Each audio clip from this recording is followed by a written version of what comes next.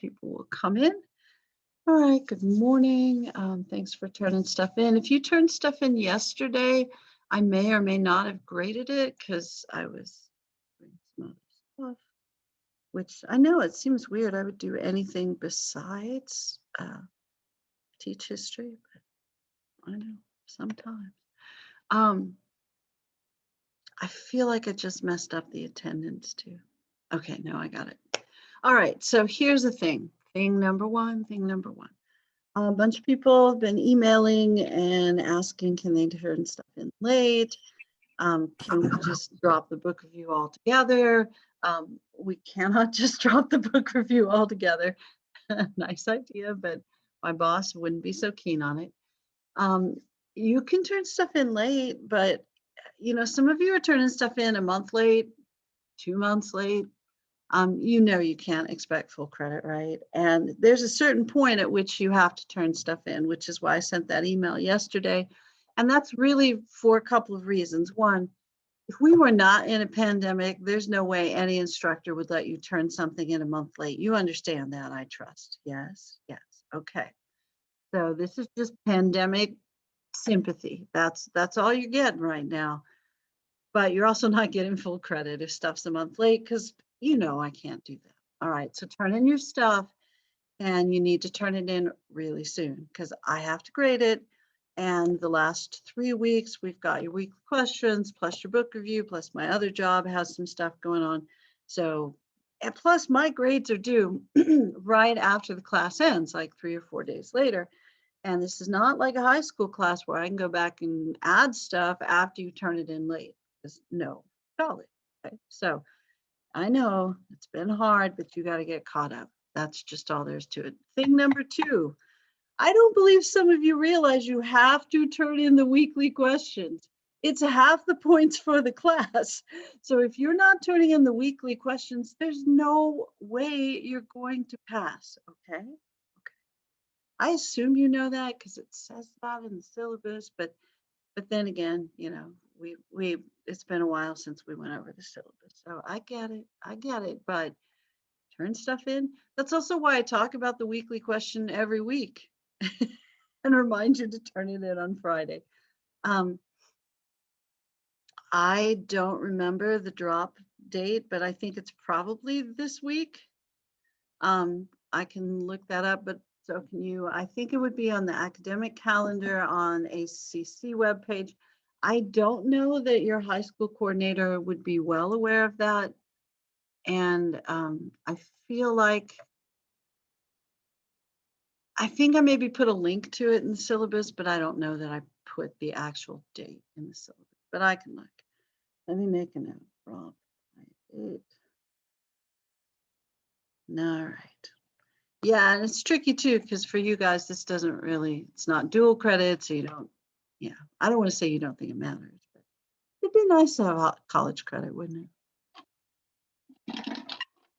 All right. What else was I going to tell you? Oh, book review. Yeah, let's peek at the book review just for a sec. In grades. Okay, let's talk about your grades. I put in an announcement yesterday, which hopefully you got or you saw or something. How to figure your grade. The grade's out of 300 points. Now, I know that the book review is 20 extra points, so technically there's 320 points, but I still figure the grade out of 300 points. That's why the book review is a cool thing to do, whether you want the A or not, because it's potentially 20 extra points. That's good, especially in a class where the grade point is, the difference between an A and a B is 30. So yeah, the 20 extra points could really come in handy. So you may want to consider, I know you're going like, can I read a book in a week? You actually could, yeah, if you wanted to and add time and stuff. But the book review is really sort of extra, and it's added in. So it doesn't change the percentage. We really are figuring your grade by a point total. So sometimes the Blackboard grade program will figure a percentage of your grade, that sort of thing. That's not how your grade is figured. It really is figured, because I do your grades, not the Blackboard program. It really is figured by the 300 point total. So you need 270 for an A, and then 240 for a B, and then 180 for a C, I think it is. I think that's right. Yeah. But it's, 90, 80, 70%. Yeah. Ooh, did I put 180 on there? 210 for a B. I better go back and check that. Even if I put that on there, that's wrong and I can't change that. Okay. So 210, 240, and 270 are the point totals that you want. And if you're close, what helps me decide, like if you had 269 points and a book review, if you had 269 points on a book review, that's kind of weird, isn't it? That you have the 20 extra points and you're still not above 270. But let's say you had 239 points, which is 1 point from a B. How would I decide? Would I give them the extra point or not?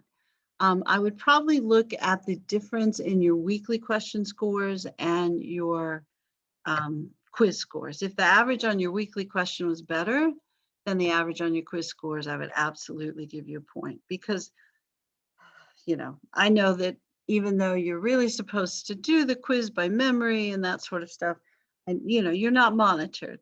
And I also know you're not really monitored when you do the weekly question, however, all right. Let's look at the book review thing really quick. Okay, so let's say that you want to do the book review. The biggest concern that I have about book review usually is, one, people don't do their own work. Like they'll find one online and copy it. I'm going to notice you're not a professional historian.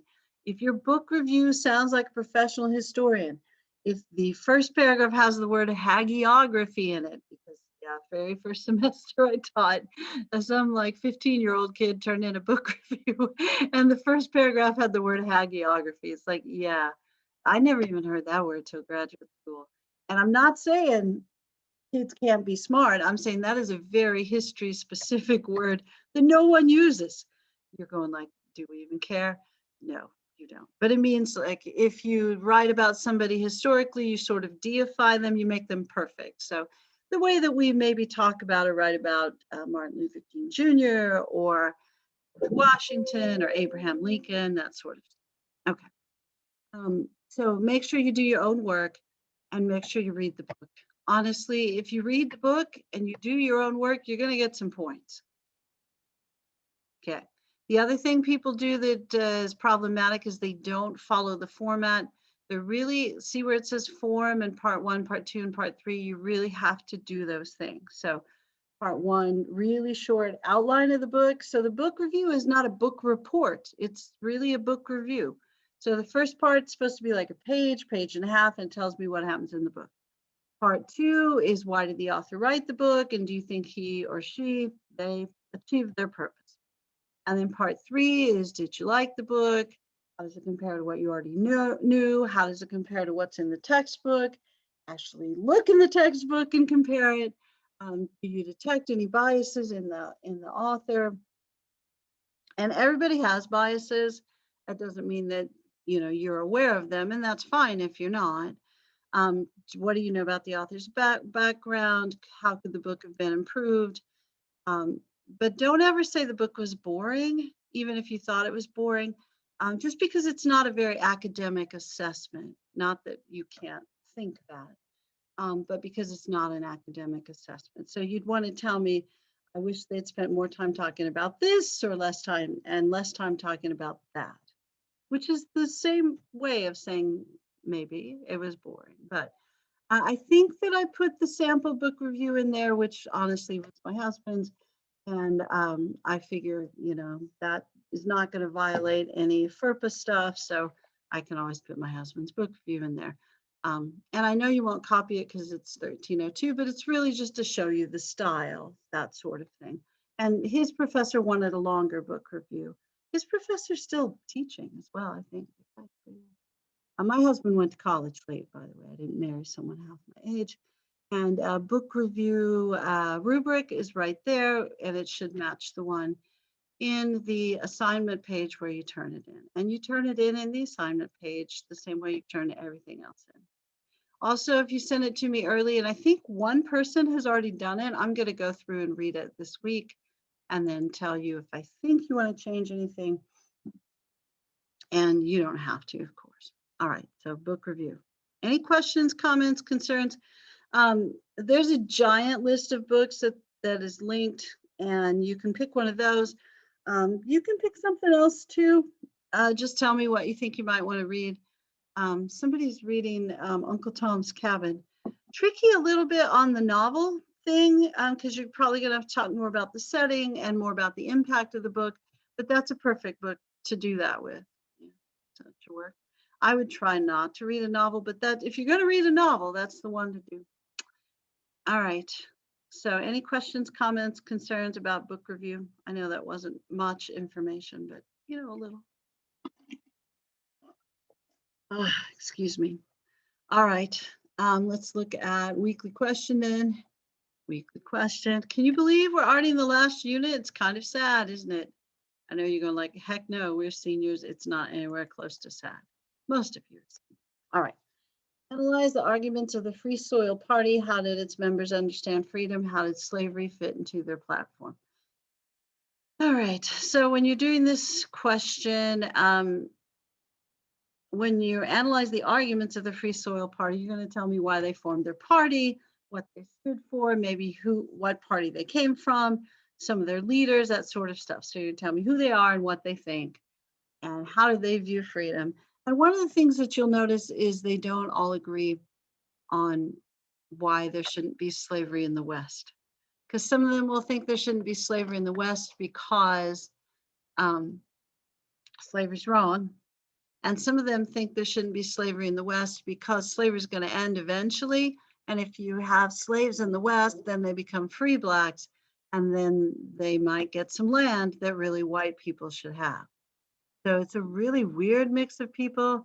And there aren't as many of the we think slavery is wrong people in the Free Soil Party as you might imagine. So, but they're kind of a weird, quirky group of people. So I thought that would be an interesting question. I think this one's pretty tight. You know, it should be pretty easy to answer. And then the next one, what's the basic premise of the Confederate government? Why did they form? What do they want to do? Were they kind of a states' rights government? Were they more of a federal power government? And I think this may surprise you. That's why I asked the question. What advantages did the Confederacy have? And why did the leaders think they would win the war? And then at the end, was Reconstruction success or failure, something in between? And if you have 1302 with me, I think that's their first question as well. So if if your answer was good, just put it back in. Although it'll show up as 100% plagiarized, but then it'll show that you plagiarized yourself. So I could probably live with that. So probably. If you're going to plagiarize someone, at least you knew the source if you plagiarize yourself, right? Is it even plagiarism then? All right, so free soil is your question for the week. All right. Deep breath. Excuse me. I'm going to sneeze a lot and cough and do weird things because I did too much yard work. All right. I don't know what was in my mind when I made these notes because I just don't remember. But I, for some reason, numbered them. I don't know. And I looked at it first and I thought, did I put the quiz in there? I did not. But none of the other chapters are like this. And I think in your copy, it doesn't say chapter 13 at the top. So, all right. All right. But it does go in the order of the chapter. I know that because I kind of looked. Yeah. And, again, even if you have not yet read a chapter, I think now might be the time. Don't waste buying the book, right? Okay. So this chapter is a lot about slavery, but it's not completely about slavery. It's also about why we were upset about slavery. It is pretty much about slavery. But it is also going to talk about the westward expansion issues that make slavery a more intense issue during this time period. So a lot of discussion of the Mexican War, of adding the not California, well, they do add California, but adding Oregon, adding Texas to the United States, and how adding those territories impacts the debate about slavery. And also how the growth of the railroad impacts westward expansion a bit as well. And then how Congress deals with the idea of adding not slave, but adding land in the West, states in the West, and whether they'll be slave or free, and how the Compromise of 1850 impacts the way that we had done stuff before. And my goodness, it's a complicated bit of stuff in here. Yeah. And then the 5 years before the Civil War happens, whole bunch of stuff that just kind of causes the country to ignite. You know, it's not that we hadn't laid the foundation to be angry and have a civil war, but you know, these were sort of the sparks. So, all right. So why does slavery become more important in US politics during this era? And we're talking 40s and 50s. It's primarily because we're adding a bunch of land, and a lot of the land that we're adding that is more populated is added in the South. So adding much of land in the South means there's going to be more slave states than free states added because of the Missouri Compromise. Remember, we had the 3630 line where, everything below the southern border of Missouri was going to be a slave state and everything above would be free. And the land that we add is added, the southern land is added faster than the northern land. And it's partly because most of the land we add is from the Mexican War. And that's, you know, south of the United States, you probably heard, huh? Okay. All right, so we had much more territory south than north that upsets the balance of power in the Senate. And if you were, I know I asked a couple of you when you were writing, I think it was for chapter 11 question maybe, why does the balance of power in the Senate matter? And I don't know if you know, so I thought about that. It's like, yeah, you guys have had the government class, but it doesn't mean that it's stuck in your head necessarily. So you know that bills have to pass through both the House and the Senate. Certain bills start in the House, others start in the Senate.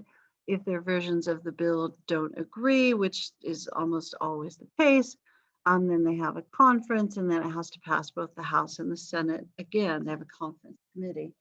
In the House, whatever states have the most population, the highest population, they are able to push pretty much anything through the House because, you know, if there are more people who live in Texas, California, New York, Illinois, and Florida than the entire rest of the country. So if those 5 states ever actually agreed on anything, they could pass anything they wanted through the House. And you guys probably know enough about politics to know that those 5 states rarely agree on any one thing. But if they did, they could run the country. All right. In the Senate, however, on purpose, those guys have longer terms. They stay in 6 years instead of 2. And there's 2 per state. So Rhode Island has 2 and Texas has 2. And a few more people live in Texas than Rhode Island. So this gives the smaller states a lot of power. And it also, there's an even number of people in there. So if there's a tie vote, then the vice president gets to come in and break the tie vote, which is going to be a thing for the next year and a half, and has already been a thing because they're a 50-50 Senate right now. So to get legislation passed, you need to control the House and the Senate. And if there are more slave states than free states, they would always control the Senate. If there are more free states than slave states, they could always control the Senate, especially when issues were divided over slavery. And, you know, by this time you'd already seen the gag rule come and go, where you weren't even allowed to talk about slavery in the Senate, or the House, excuse me, in the House. And getting rid of that was kind of a chore. So the issues about slavery were already contentious. And if there's a setup where one side really controls the political discussion or dialogue, then that's going to create constant turmoil. So it's also why when they added states, they tried to add one slave state and one free state at the same time, so that that balance in the Senate wasn't upset and it didn't give a built-in advantage to one side or the other. Does that kind of make sense? Yeah, we already knew that. I wasn't sure, you know. All right, so North and the South want to control the issue of slavery for economic and political reasons. Yeah. And the book's going to talk about how the expansion of commerce is going to affect, excuse me, is going to affect the North and South, both the North and the South, and probably helps expand business quickly. And it's going to be more important in some ways to the North to control that because it's more of a banking, it's more based on banking and transportation. The economy is starting to be more based on that. It's not that cotton isn't important to the South, it still is hugely, but most of their cotton is sold overseas. So the internal economy is based on a lot of stuff, which because it's based on more stuff than cotton, it really affects and helps the North more. Okay. Why is adding Texas controversial to Texas to the Union controversial? Now, if you grew up in Texas, God bless Texas, and you took 7th grade Texas history, you know the answer. I know you do. Because you could break up Texas into 5 states. Because I always had students that would ask me, because full disclosure, I think you already know, I did not grow up in Texas and I did not take Texas history. I took Missouri history, I took Arizona history. You know, every state kind of makes you take their history. My parents moved a lot, so I know some history, but Texas history, I had a little in college. So I'm not ingrained in Texas history the way you guys are. Like, I know the Yellow Rose of Texas was really a prostitute, and you kids sang a song about a prostitute. And this always bothered me. It's like, why are the kids in Texas sing a song about a prostitute? But you all know that Texas can be divided into 5 states. And I would have students that ask me, like, can we still divide into 5 states? And I, no. And they said, why not? And I went, Civil War? The North won? And then they go like, are you sure the North won? I went, yes. How do you kids in the South not know this? But part of the deal when Texas joined the Union is it would have had the ability to subdivide into 5 different states, which would have created an enormous imbalance for the North. I don't think there's ever any real intention for Texas to do that. I think it was just fun for them to hold over people's heads. That is not a very academic assessment of that situation. And this is also why people did not want to admit Texas into the Union earlier. And it was, you know, they put that off as long as possible. All right. What is 5440 or fight a reference to? And then we'll talk really more specifically, I promise, about some of this stuff. 5440 or fight is a reference to adding Oregon to the United States, and this is the border dispute. 5440 latitude longitude line is where the United States wanted the border, and they said if we didn't get this border in negotiations with England, that we would have a war with England / Canada, which was honestly probably not going to happen. Although different historians really differ on how serious that threat was. The British do send warships closer to the West Coast. We, of course, don't really have a Navy to speak of. We're already a little concerned about the Russian and potential Russian infringement on the West Coast.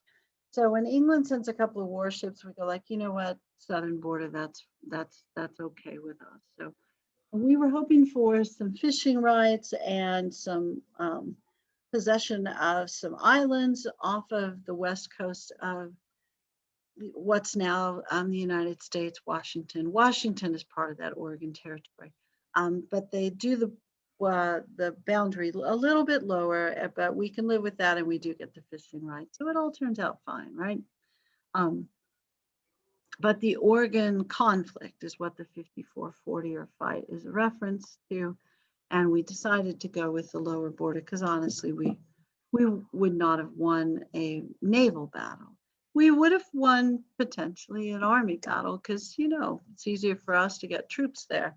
But that's still a really long trip from the East Coast where most of the troops would have been stationed. Oh, sorry. I forgot the inspectors at my house. Like, there's somebody at the window. It's not cool. All right. California gold rush. When does this happen and why does it matter? It happens 48, 49. Gold's discovered near Sutter's Mill, which modern day San Francisco, in 1848.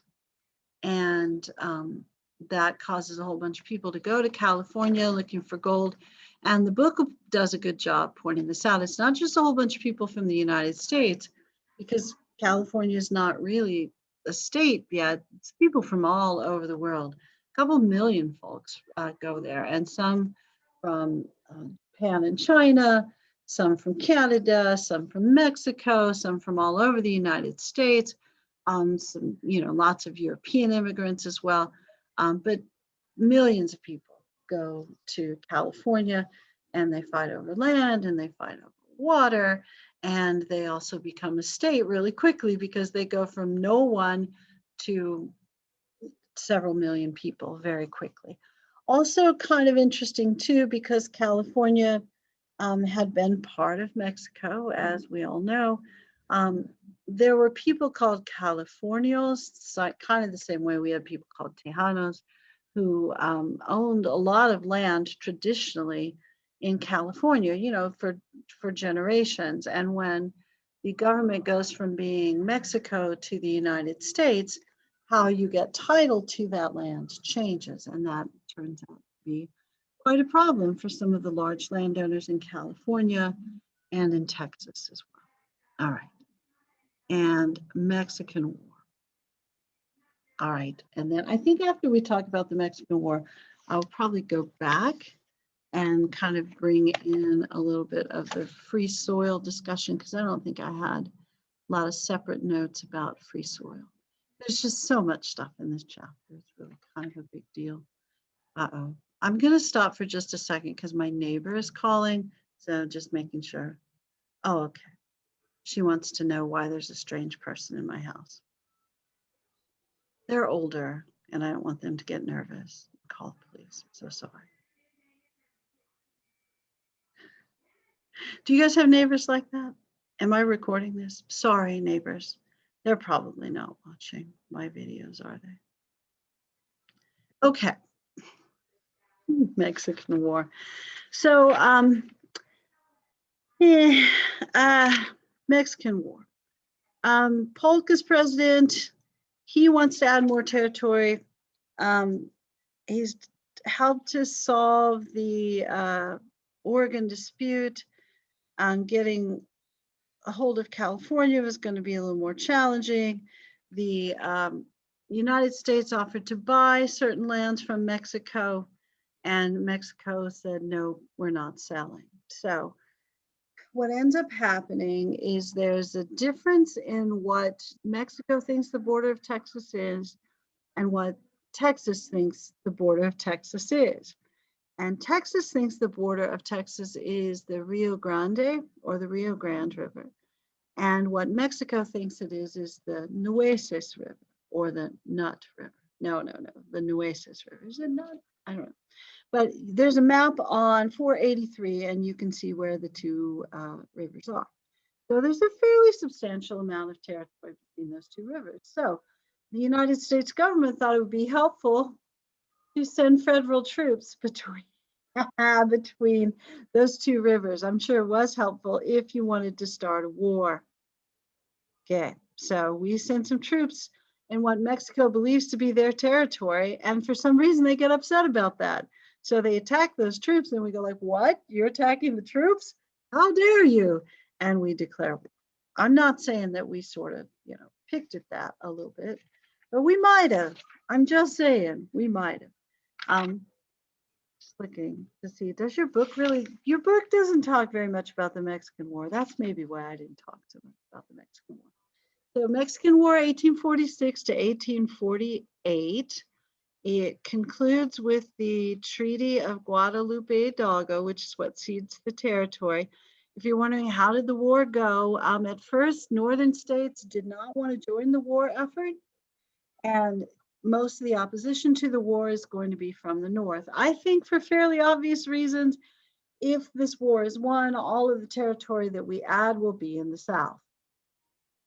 Okay, so that's really because pretty much everybody is okay with manifest destiny, the idea that we need to take over more land, that'll be really good for the rest of the world or the rest of our area if we take them over and make them more like us.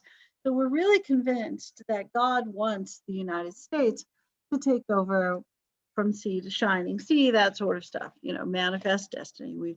Well, I don't know that we've talked about a lot, but the book certainly mentions it quite a bit as well.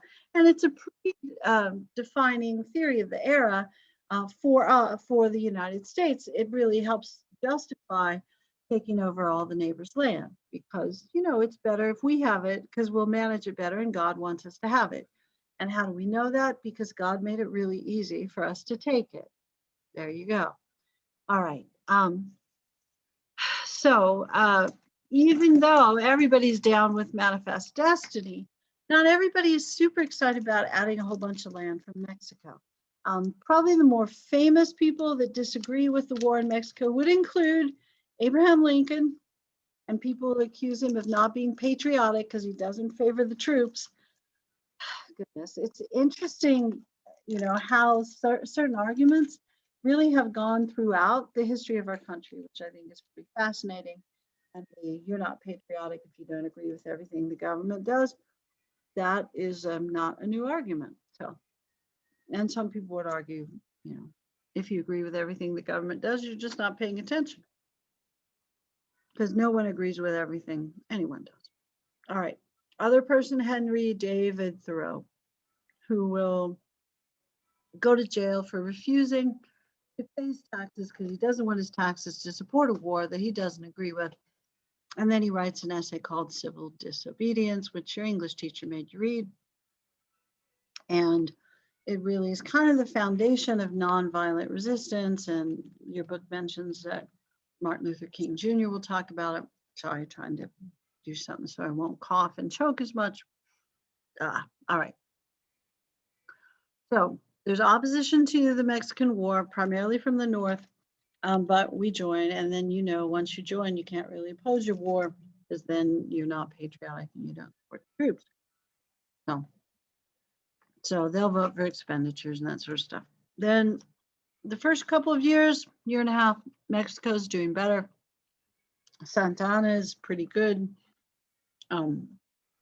at fighting, but then they run out of stuff. And the U.S. Is more organized. We get more troops down there. We are able to get troops all the way to Mexico City, which is pretty far south. And then we eventually will get a surrender, and then we'll take the territory that we wanted anyway, which was, that little bit of land between the Nueces and the Rio Grande, but really California. And, Arizona and New Mexico come in as a bonus. Also Utah and part of Nevada, Colorado. Yeah, there's some other territory that ends up coming in. So, all right, we got a whole bunch of land. Almost all of it is near populated areas is going to be in the south, which is why the north is going to have concern about that. And then there'll be a nice congressman from Pennsylvania who says, you know what, it's cool that we won the war. Let's pass this idea. None of the new territory can have slaves. And that people noticed that and they debated that. Now this Wilmot Proviso is going to lead to a lot of discussion, a lot of argument in the House and the Senate as well. It never passes. That's probably important for you to know. The Wilmot Proviso doesn't pass, but it stirs it really stirs up the North-South slavery, not slavery debate in a big way. So, all right. So how does winning the Mexican War in the 1840s impact the U.S.? Oh, the treaty ceded the land and also made the United States agree to pay, I think it was $15 million. I know it was. I think it was, yeah, it's $15 million to Mexico because or maybe it was 10. I'll have to look it up. Clearly, I'm not asking this on a quiz, am I? But it will lead to the United States paying Mexico for the land that we end up absorbing. I don't know if that's the right word. And here we go, Texas. Doesn't say in the book. It does guarantee, the treaty does guarantee citizenship to male citizens of the area. So, yeah, okay. So dudes who live there, if they're not Black, will get citizenship. So that's going to lead to a whole bunch of conflict in especially Texas and California, which you're all probably vaguely aware of, or more than vaguely aware of. And I think the book also talks a little bit about why Texas didn't want to be part of Mexico anymore. And I know it's all about freedom and democracy, or not wanting to be Catholic and being able to own slaves. I can't remember which it is, but you know, whatever your 7th grade teacher said was probably way more fun. But there really was a pushback against the Mexican citizenship requirements of having to be Catholic and banning slavery. So there's a little pushback. But I know that's not the only reason, but those are 2 of the big reasons. And I also know, you know, there's a long history of people who fought for freedom in Texas and sacrificed and were noble. And yeah, I know, I'm not trying to ruin any of that. All right. Free soil movement. Seems like that comes up a little early in the chapter, and then it goes back again. So let me kind of double check. Free soil. Oh, free soil is right after the discussion of Wilmot Proviso. So this is page 490, and then it comes up a little bit later in the chapter again. But free soil position was that all of the new land gained in the Mexican cession, which is what they call the land that we gained from the Mexican War, or any other way, needed to be open to only open to being a free state. So it should not have slavery.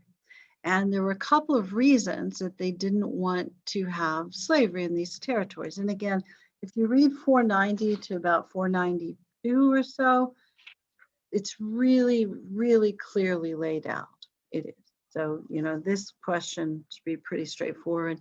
Just make sure you put names and dates and events, you know, the specific details in there, which I may or may not talk about so much in the lecture, and are definitely not in my notes. So, free soil position is that all new land needed to be needed to ban slavery. And it wasn't just the abolitionists who felt this way. These were people who thought that having this land available to people who lived in the East who were poorer gave them economic opportunity that they wouldn't have otherwise. So they want to bar the slavery in mostly to make sure that white people would get the new land. So it's really easy to look at the Free Soil Party and go like, hey, they banned slavery, they're abolitionists. Yeah, maybe, maybe not. They definitely do not, you know, the bulk of these folks do not think blacks and whites are equal, or anybody is equal to anybody if they're not white. So they really want to preserve the new land for white people. And there's a section in here where they talk about the racism of it. It's not funny at all. It's just weird to think that racists would want to ban slavery, but they did, because they wanted to make sure that that land was open to white people. And here they have a cute little quote, which I expect to see in your answer, from David Wilmot. Yes, the Wilmot Proviso guy. He said he wasn't motivated by what he referred to as morbid sympathy for the slaves, but to advance the cause and rights of the free white man, in part by preventing him from having to compete with black labor. So even if the white guys weren't moving to the West and owning the land, they would be working for the landowners and business owners. And if there was slavery, there would be no jobs. And if there's not slavery, everybody understood that white people were typically going to hire other white people and not black people for these jobs. So even if free blacks went to the West, white people wouldn't hire them, is the assumption behind this. And it's probably an accurate assumption during that time period. So the idea of closing new lands to slavery in the Free Soil Party wasn't necessarily because blacks and whites, it wasn't at all because blacks and whites were equal. It's really about free labor, and their slogan is free labor, free soil. So this is not going to be a group of people who are abolitionists. They're not going to be people who think, blacks and whites are equal. They're going to be kind of a little racist group of people. Okay, they are a racist group of people. So we're talking 490 to about 492. And then toward the end of the chapter, if you look at the free labor ideology, section 499 to about 501, talks about the beginnings of the Republican Party, and then talks a little bit more about the Free Soil Party in there. So 490, I'm going to write this down. Are you writing it down? To 492, and then 499 to about 502. Free Soil. And again, I would prefer that that be the main source of your answer rather than Googling Free Soil Party and getting some Quizlet that somebody made for their AP US history. You may do whatever you like, of course, but that would be my advice to you. Okay, so after the Mexican War is over and we're starting to divide up the land and people are starting to move there and form territories, and I don't know if you have a basic understanding of how any of that works, but the territorial status, I think you had to have 5,000 people to apply to be a territory, and then 50,000 to apply to be a state. And while you're in a territorial status, the federal government appoints a territorial governor for you. And that creates a lot of power as well for the territorial governor. And if you're friends with him, he can give you permission to come in and buy land. And so that you could study that for years, and it could be fascinating or terribly boring to you. It sort of would depend. But while the groups were moving from territorial status to statehood status, that's when they were starting to develop, whether they would want to apply as a slave or a free state. And there were bunches of states that were doing this after the Mexican War. So in Congress, they're starting to talk about how do we let these states in. So what you see is the Wilmot Proviso, which we've already mentioned, and that discussion happens immediately at the end of the Mexican War. And then California applies for statehood so quickly because millions of people move there, that's the first real debate that they have to have. Do we let California in as a slave state or a free state? And if you extend that 3630 line all the way to California, it cuts California in half. And California really is at least two different states. It really still kind of is, where the northern part is substantially more conservative than the southern part, but more people live in the southern part. In that era, there were lots of slaves in California. I know that California comes in as a free state. Most of the slaves are natives, and your book talks about that as well, about how landowners came and enslaved certain natives. You also have the Californials, the Californians of Mexican heritage, who are large landowners and have been for generations, who want to try to figure out what their bit of power is going to be in the new situation. Um, and then the federal government just wants to make sure that this doesn't cause an imbalance in slave or free states, or maybe set up a system to where they don't have to deal with this every time a new state comes in, which is what they thought they had done with the Missouri Compromise. So in the Compromise of 1850, sorry, I was scrolling down to see if I wrote anything. Why did I not put in notes about the Compromise of 1850? What was I thinking? So the Compromise of 1850, which I guarantee you will be on your quiz in some form or fashion, because it's really important, which is why I'm wondering, why did I not write more notes about it? The Compromise of 1850,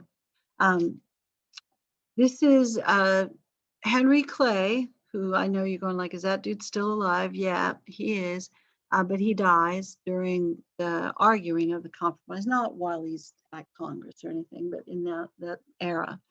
And it's also negotiated by a guy named Stephen Douglas, which is why you see his name coming up there. So Henry Clay and Stephen Douglas helped devise this, and they at first introduced it in separate parts. So it would include California coming in as a free state, which they thought would appeal to the North. It would include fugitive slave law. So if slaves run away, it's federal law, you have to help return them, which they thought would appeal to the South. And it would also include popular sovereignty, which would allow both northern and southern states to, sorry, it would allow both northern territories that are north or south of the 3630 line to choose whether they wanted to be slave or free. So the popular sovereignty means essentially the people rule, the people are sovereign. That sovereignty was about choosing whether they would be slave or free state. And they thought that this would appeal more to the South and maybe potentially Western states than it would to the North. And their thought was that there would be coalitions of votes in the House and Senate for either part of the bill. And what happens is all three parts of the bill fail. So they end up putting it all together. And after Henry Clay dies, and then it ends up passing through. I think maybe I have that backwards. I'm sorry. Maybe I sneezed my little brain out this morning. So I'm thinking the next time we probably start with Compromise of 1850 a bit more. I'm seeing why I did my notes this way, because I really was following the way that the book has this outline. Yeah, the fugitive slave law, not super popular in the North. That's going to be the understatement of the day. So, all right. So we'll start talking next time. We're talking about the Compromise of 1850, and I'll make sure that I'm super clear on that and that I haven't seized my brain out on that. But it does have three parts that are all pretty controversial. And the thought was, everybody could put up with something they didn't like to get a law that solved the problem. And that's not exactly how it went. And then it's followed up by this Kansas-Nebraska Act, which we'll definitely talk about next time. All right, before we go, let me kind of double check on the roll, make sure I got everybody. I did not see at any point Jessica Romero or Dylan Sullivan, but I think everybody else was in at least briefly. So you would like to stay behind and ask